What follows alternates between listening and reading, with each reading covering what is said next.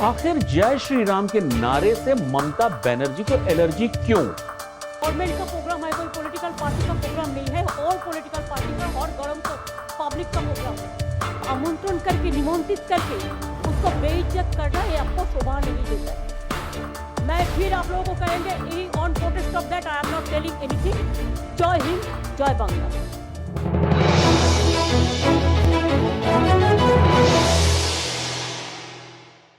Times के सभी दर्शकों का खबरों का पंचनामा में स्वागत है।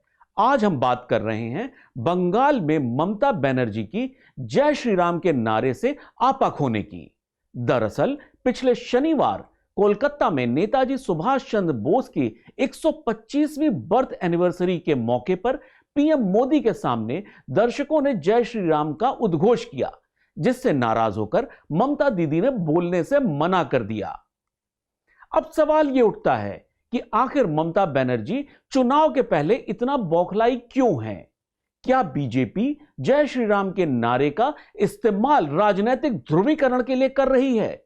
इस विषय पर बात करने के लिए हमारे साथ दो खास मेहमान हैं, पॉलिटिकल एनालिस्ट शहजाद पूनावाला और वरिष्ठ पत्रकार कुमार शक्तिशेखर।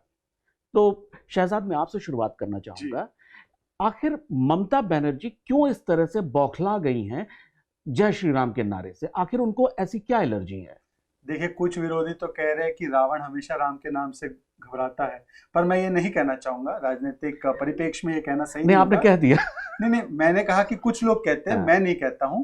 पर हाँ, ये जरूर बात है कि जो माँ माटी मानुष के मैंडेट से आई थी ममता बनर्जी, अब राजनीतिक विरोधियों का ये कहना बिल्कुल जायज होगा कि वो माँ माटी मानुष मुस्लिम और मुस्लिम तुष्टीकरण की राजनीति पर आकर सीमित हो चुकी है। क्योंकि चुनाव से पहले जो बंगाल में वैसे तो 27% कहा जाता है मुस्लिम वोट बैंक, पर है तो 35%। हाँ। तो उसके लिए आप देखेंगे लगातार कल्याण बनर्जी का आपने बयान देखा होगा श्री राम के बारे में। लगातार जो बंगाल में एक स्थिति बनी हुई है जहाँ पर इमामों को भत्ता दिया जाता है, मुहर्रम के ताजिए तो निकल जाते हैं, पर दुर्गा पूजा के विसर्जन के समय रोक लगा दी जाती है। रामधेनु को, जिसको रेनबो कहते हैं, उसको रंग धेनु कर दिया जाता है। तो लगातार एक एंटी हिंदू और हिंदू फोबिक माइंडसेट लेकर शायद मुस्लिम तुष्टीकरण की राजनीति के चलते ही उनको ये खींच महसूस हुई। और वैसे भी इस देश के राजनीतिक विपक्ष में जय श्री राम की प्रथा जय श्री राम से ज्यादा बुलंद है। अच्छा शहजाद, लेकिन एक चीज बहुत ही इंपॉर्टेंट सोचने वाली है, जय श्री राम का विरोध करके ये मुस्लिम तुष्टीकरण कैसे कर रही है? ये इस तरीके से, वैसे उधर नारे जो लगे थे, कुछ लोग कहते हैं भारत माता की जय और वंदे मातरम के भी नारे लगे थे। नहीं, इसके पहले भी एक घटना रही है जिसमें इन्होंने 10 लोगों को अरेस्ट कराया था और काफिला रोका था। दरअसल जो पूरी की पूरी तथाकथित सेकुलर लॉबी की पॉलिटिक्स रही है, वो केवल और केवल हिंदुओं का डर दिखाकर या बीजेपी आरएसएस का डर दिखाकर मुसलमानों को एक करने वाली रही है। और इसीलिए अब जो जय श्री राम के जैसे पवित्र नारे को, जो मैं भी उच्चारता हूँ, और जो नारा आज का नहीं है, श्री राम तो उनकी श्री राम की तो मतलब वो तो दुनिया के शुरुआत से है। हाँ। तो ये नारा तो तब से है। हाँ। और अगर आप देखें तो वही जो लोग हैं जिनको जय श्री राम के नारे से दिक्कत होती है, वो वंदे मातरम पर भी दिक्कत करते हैं। भारत माता की जय नारे में दिक्कत नहीं है, दिक्कत ये है कि नारे को इस तरीके से प्रस्तुत किया जाता है। जैसे जय श्री राम युद्ध घोष है, ये कुछ बौद्धिक जीवियों ने कहा था, ये भी कहा था हिंदू टेरर होता है, भगवा आतंकी होता है। तो ये बार बार हिंदू आपको मारेगा और हम आपको बचाएंगे, इस वाली राजनीति के मोड में ममता बनर्जी ने जय श्री राम के नारे पर आपत्ति दर्ज की है। अच्छा कुमार, एक चीज अगर आप हमारे दर्शकों को बताएं कि बंगाल की जो स्थिति है उसमें ममता बनर्जी का इस तरह से रिएक्ट करना वहां के वोटों को कैसे इन्फ्लुएंस करेगा? देखिए, ममता बनर्जी ने जो किया उस दिन, नहीं वो पहले भी कर रही है। हाँ, नहीं, मैं जस्टिफाई कर रहा हूँ। हाँ, इसलिए कर रहा हूँ कि वो जगह नहीं थी कि वहां पे जय श्री राम के नारे लगे। नहीं, सड़क पे तो लग सकते हैं। नहीं, सड़क नहीं, वो सड़क नहीं थी। नहीं, वो सड़क नहीं थी। वो ऑफिशियल फंक्शन था, गवर्नमेंट का फंक्शन था, सेंट्रल गवर्नमेंट का फंक्शन था, और उसमें she was an invitee, she was a guest, Mamata Banerjee. एक मिनट, है ना। वहां पे जो लोग थे, वहां पे ये एक्सपेक्ट नहीं किया जा रहा था कि वहां पे जय श्री राम के नारे लगते। वहां पे हो रहा था कि नेताजी सुभाष चंद्र बोस का बर्थ एनिवर्सरी सेलिब्रेट करा था। उन्होंने तो आज तक कभी जय श्री राम नहीं कहा था नेताजी ने। अगर उनको सबसे बड़ा ट्रिब्यूट ये होता, अगर वहां के लोग नारे लगाते जय हिंद, है ना, या आईएनए की जाए, इस उस या सुभाष चंद्र बोस की जाए, लेकिन तब उनको या किसी को आपत्ति नहीं होती। लेकिन जय श्री राम का लगा, वो मतलब एक तरह से उनको इंसल्ट किया जा रहा था। ये बात तो सही है। नहीं, आप माने ना, कोई माने ना। कुमार एक चीज, एक जो आम जनता होती है वो जिस तरह से आप इसको एनालिसिस कर रहे हैं वैसे नहीं करती है। उसने जोश में या जैसे भी करके, वो नारा इतना बड़ा नहीं था जितना उसका रिएक्शन बड़ा था। नहीं देखिए, अब आप उसको प्लानिंग कह सकते, आप तो नहीं, आप तो नहीं जान रहे हैं कि वो स्पॉन्टेनियस था। हो सकता है वो प्लान था, क्योंकि वो बीजेपी के ही लोग थे और वहां पे मेजॉरिटी डोमिनेंस वहां बीजेपी के लोगों की ही थी, और वो एकदम प्लान्ड, मैं तो कह सकता हूं कि प्लान्ड भी हो सकता है। लेकिन क्या आप ये नहीं कहेंगे, आप ये नहीं कहेंगे देखिए, कि एक चीज देखिए कि अगर कोई जय श्री राम का नारा लगाता है आस्था से, तो उसको भी कहा जाता है कि बीजेपी का, मतलब कि ये कह रहे हैं कि टीएमसी और बाकी दलों का राम में विश्वास नहीं है। इसीलिए तो उन्होंने हलफनामा दिया था कि राम का कोई अस्तित्व ही नहीं है। पर मैं एक चीज बता रहा हूं, रेलेवेंस नहीं था मेरा, रेलेवेंस की बात पर मैं एक वीडियो दिखाऊंगा, मजेदार वीडियो है। सरकारी कार्यक्रम में ऐसे नारे लगाना कुछ लोगों को बुरा लग रहा है, तथाकथित सेकुलरवादियों को। अब ये देखिए ममता बनर्जी का वीडियो है सरकारी प्रोग्राम से।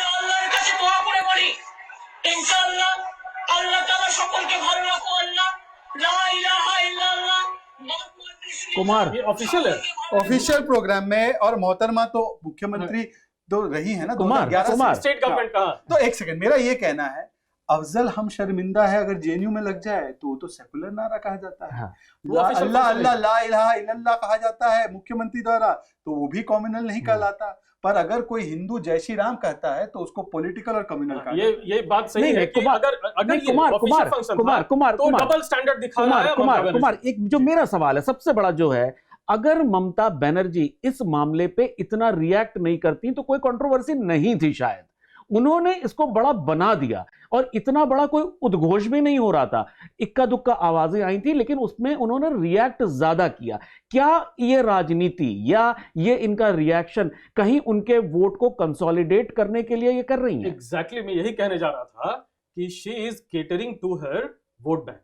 उनका वोट बैंक जो उन्होंने सुनाया वो वही है, मुस्लिम्स हैं, 30 अराउंड 30% मुस्लिम्स हैं, जो कि उनका एकदम सॉलिड वोट बैंक है बीजेपी। करीब 100 सीटें मुस्लिम वोट से इन्फ्लुएंस होती हैं, 33%। वो उनका वोट बैंक है, प्लस टीएमसी का अपना कार्डर है, it is also a cadre based party. She is playing to the galleries, she is अपना जो वोट बैंक है उसको कंसोलिडेट कर रही है, उसको सॉलिडिफाई कर रही है। लेकिन इसमें एक चीज और है कि इसका लाभ कहीं ओवैसी की एआईएम को ना मिल जाए। अगर अब ये अलग फैक्टर है। अब ओवैसी देखिए बिहार में क्लिक कर गए, उत्तर प्रदेश में वो ट्राई कर रहे हैं, यहां तक कि अभी डीएमके के साथ मिलने की कोशिश करके वो तमिलनाडु जाके वहां भी इलेक्शन लड़ने की कोशिश कर रहे हैं। बिहार सक्सेसफुल हो गया थोड़ा बहुत टू एन एक्सटेंट, यूपी में बहुत मेहनत कर रहे हैं। नहीं, तो मेरा ये मानना है कि कहीं ऐसा ना हो कि जो ये पोलराइज करने की कोशिश कर रही है उसका लाभ एआईएम को ना मिल जाए।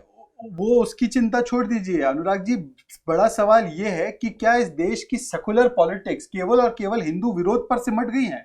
मेरा व्यापक सवाल ये है कि क्या मैं अगर हिंदू को गाली दूं, मैं हिंदू को अपमानित करूं, उसके नारे को युद्ध घोष कहूं और उसके नारे कहीं लग जाते तो उसको राजनीतिक कहकर मैं श्री राम का गुणगान तो मेरा हुआ अपमान, ऐसी मानसिकता मेरी अगर हो जाए तो क्या anti Hindu politics is equal to secularism? और यही तो तुष्टिकरण की राजनीति है जिसके चलते बीजेपी जगह जगह अपना कमल खिला रही, क्योंकि कांग्रेस से लेकर बंगाल टीएमसी तक वो उनका क्या है, अरे ये हिंदू आतंकवादी है, भगवा आतंकवादी है, राम मंदिर से क्या होगा, अच्छे हिंदू राम मंदिर नहीं चाहते, अरे हिंदू ये है।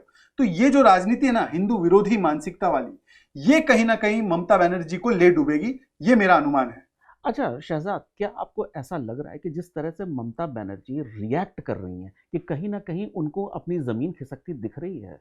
ये तो, और ये एक संकेत नहीं है, ये तो आखिरी संकेत है। इसके पहले आप देखिए सौगता रॉय का बयान है, बड़े मंझे हुए खिलाड़ी, वो कह रहे हैं कि लेफ्ट और कांग्रेस को तय करना होगा कि आज वो भाजपा के विरोध में हमारे साथ आएंगे या नहीं आएंगे।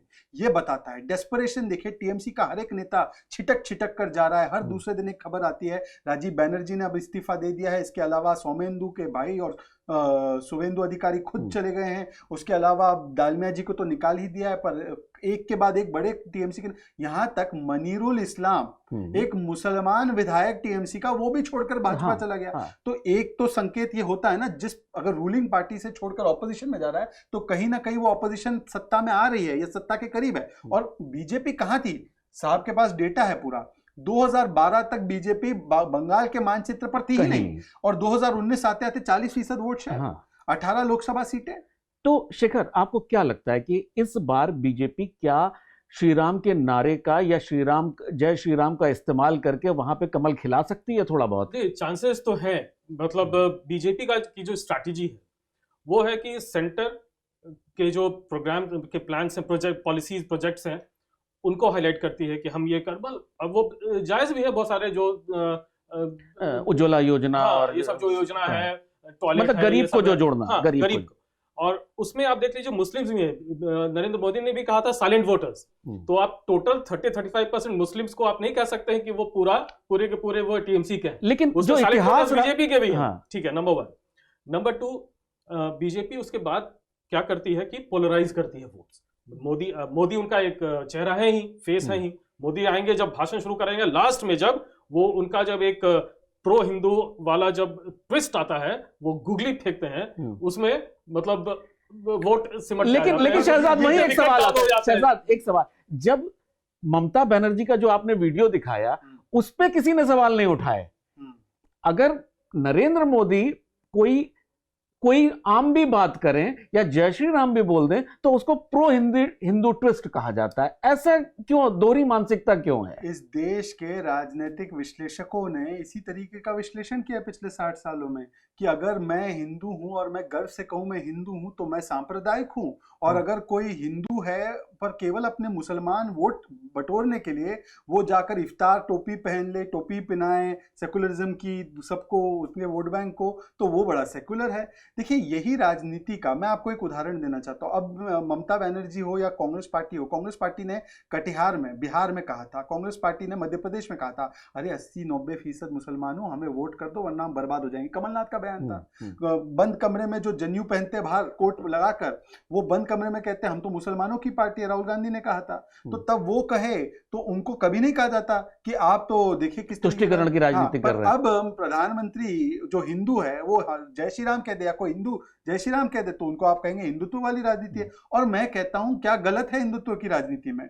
अगर 30% वोट बैंक का है तो आज यहां पर 70% वोट बैंक भी तो भारत का ही नागरिक है। आप कहेंगे बांग्लादेशी रोहिंग्यों को हटाएंगे तो सिविल वॉर हो जाएगा बंगाल में, तो बाकी के जो 70% भारतीय हैं उनके लिए क्या बंगाल के संसाधन नहीं है? प्रधानमंत्री ने एक बार कहा था कि संसाधनों पर पहला अधिकार माइनॉरिटीज का होता है, तो ये कहना सेकुलरिज्म। तो ये इस तरीके की राजनीति नहीं होनी चाहिए। और अब अजमल साहब का बयान देखिए, अब असम में भी चुनाव हो रहा है। अजमल साहब कांग्रेस के एलाय है, वो कहते हैं बीजेपी आएगी तो 3500 मॉस्क को डिस्ट्रॉय कर दिया जाएगा, अजान लगाने की परमिशन नहीं होगी मुसलमानों को। अब कांग्रेस पार्टी का क्या स्टैंड है? अगर आप कहते हैं बीजेपी कॉम्युनल है, और मान लेते हैं बीजेपी बड़ी कॉम्युनल पार्टी है, तो अजमल साहब बड़े सेकुलर है। हाँ। अच्छा शहजाद, इस अगर आप वीडियो को, शनिवार वाले वीडियो को देखें, क्या आपको ऐसा नहीं लगता कि या तो ममता बनर्जी ने इस नारे को मिसयूज करके अपने वोट बैंक को एड्रेस किया, या वो अपना मानसिक जो एक संतुलन है उस पे उनका काबू नहीं है? नहीं, मैं उनको बेनिफिट ऑफ डाउट कतई नहीं देता। ममता बनर्जी वो 2011 से मुख्यमंत्री है और राजनीति में कोई भूल चूक या आपा होने से कुछ नहीं होता। हाँ। मैं तो कहता हूं ये बहुत ही politically calculated, well designed move था, और उन्होंने अपना संदेश भिजवाया है। उनके 27% प्लस जो बाहर के अवैध कई सारे लोग, अब उनके भी नाम आ जाएंगे वोटर लिस्ट में, उनको उन्होंने संदेश दिया है कि जब तक मैं हूं तब तक जय श्री राम लगना मुमकिन नहीं है। इस तरीके का आकलन कुछ लोग कर रहे हैं, मैं नहीं। ऐसे बीजेपी के लिए मैं ये कह दूं कि काफी, अभी जो पिछला क्वेश्चन था आपका, बीजेपी के लिए कितना आसान है या मुश्किल है, बीजेपी को लास्ट असेंबली इलेक्शंस में 2016 में मात्र 10% वोट्स आए थे, और टीएमसी को 45% वोट शेयर टीएमसी का, और यहाँ तक कि सीपीएम को 20%, और कांग्रेस भी आगे थी, कांग्रेस को भी 12% था। तो बीजेपी के आगे अभी 3 पार्टीज हैं।